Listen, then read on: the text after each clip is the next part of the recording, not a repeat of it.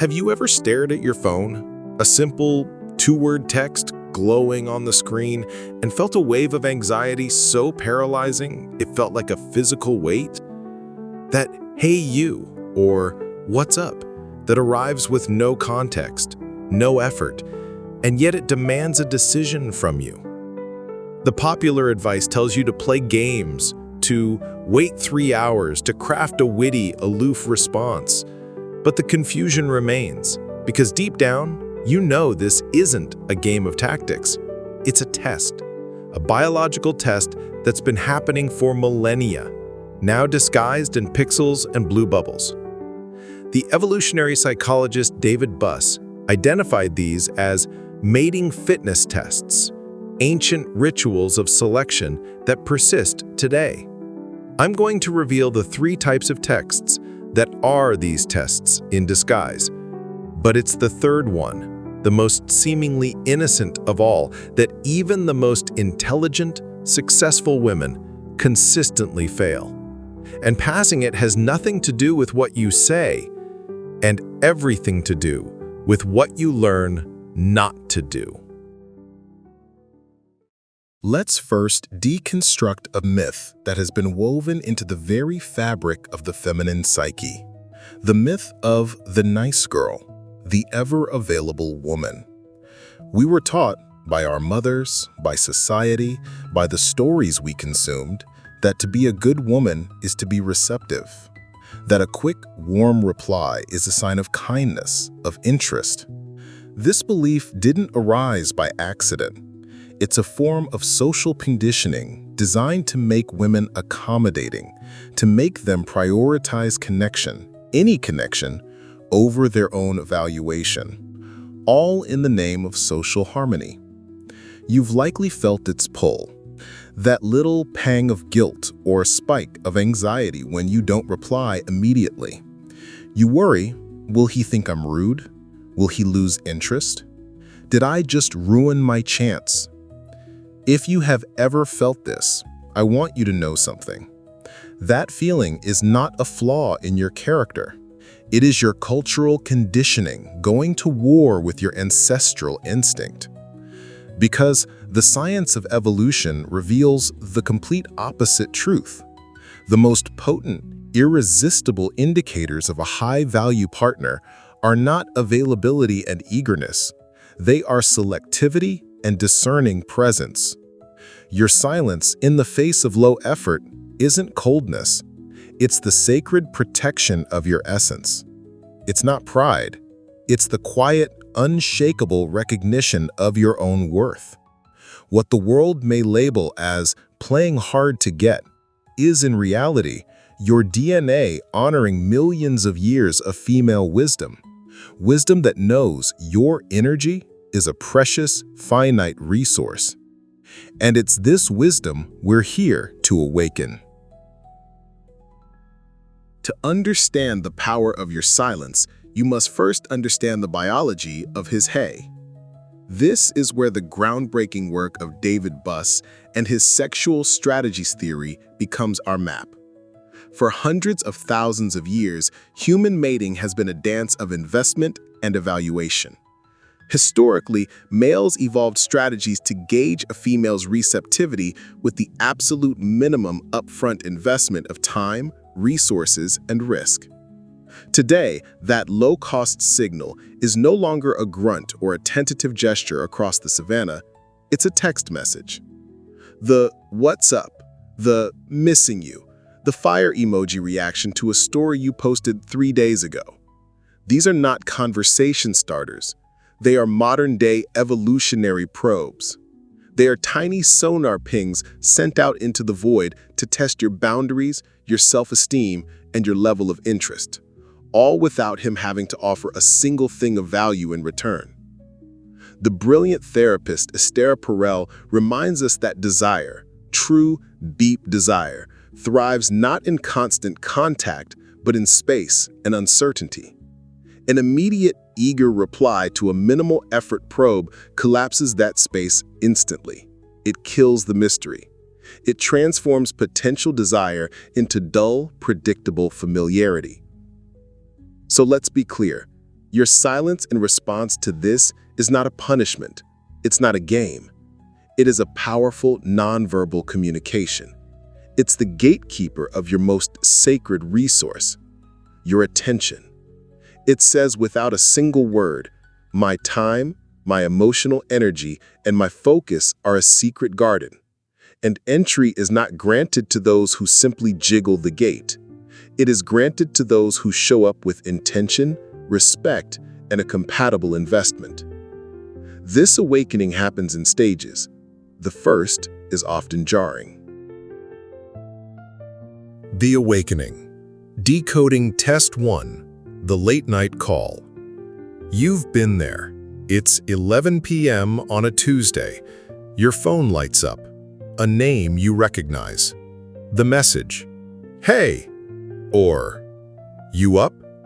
And you feel it. Not excitement, not butterflies, but a hollow feeling in the pit of your stomach.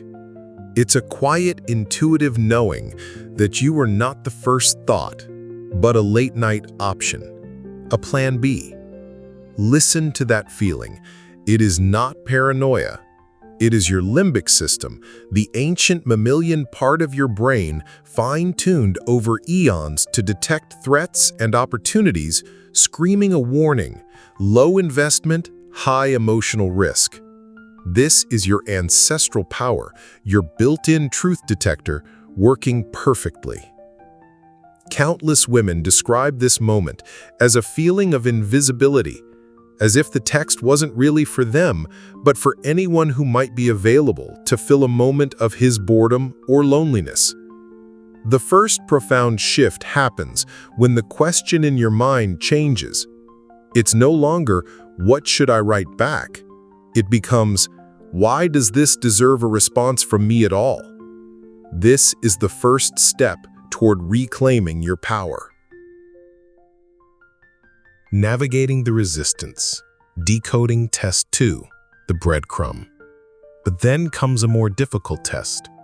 After days or even weeks of silence, a new text appears. The breadcrumb.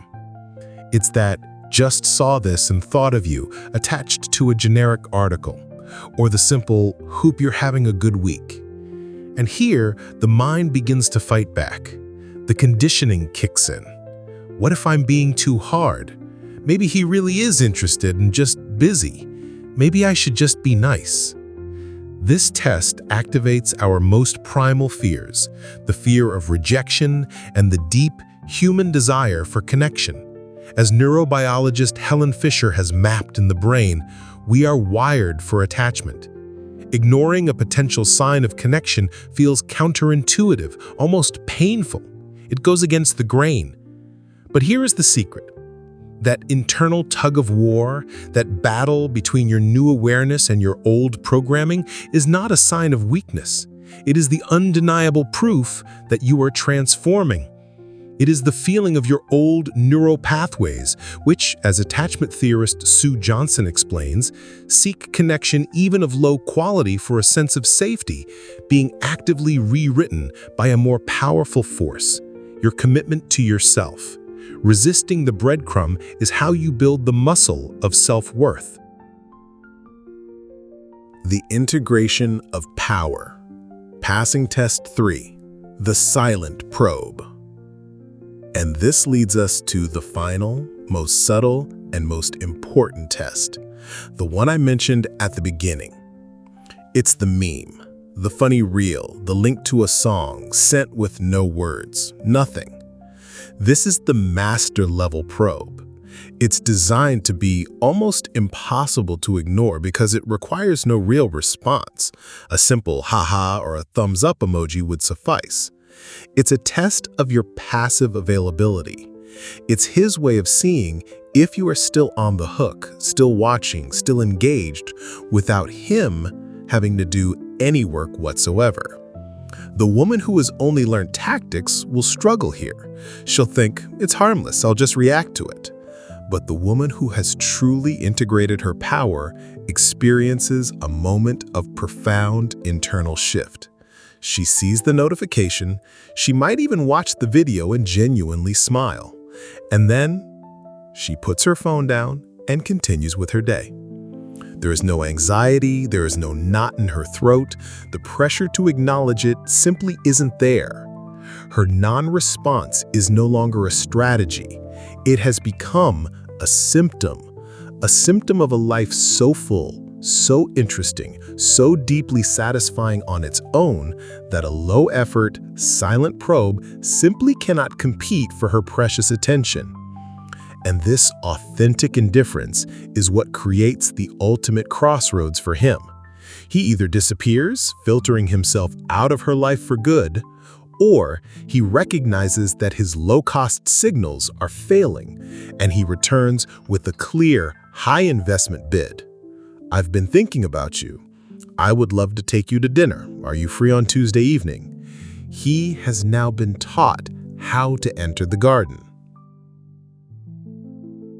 This brings us to the magnetic state of the sovereign woman. Her defining characteristic is not her beauty, her success, or her wit. It is her energetic sovereignty. Her internal emotional state is no longer a hostage to external notifications. She is the source of her own validation. She gracefully defies the silent cultural expectation that a woman's value is measured by her receptivity to male attention. She is not waiting to be chosen, she is the one who does the choosing. This is not a new age concept. This is the reclamation of the single most powerful tool in the evolutionary toolkit of the female, which David Buss proved is the primary leverage in the entire human mating dance: discerning choice. The impact on her life is nothing short of miraculous. Her presence becomes an automatic, effortless filter. Men who operate on low effort, seeking only to extract validation or convenience, simply bounce off her reality. They sense on a primal level that she is not a source they can tap into cheaply. They drift away. But men of high caliber, men of integrity and intention, recognize a pattern of self-worth that mirrors their own. They see a woman who values her own energy as much as they value theirs. And they don't just get intimidated, they get inspired.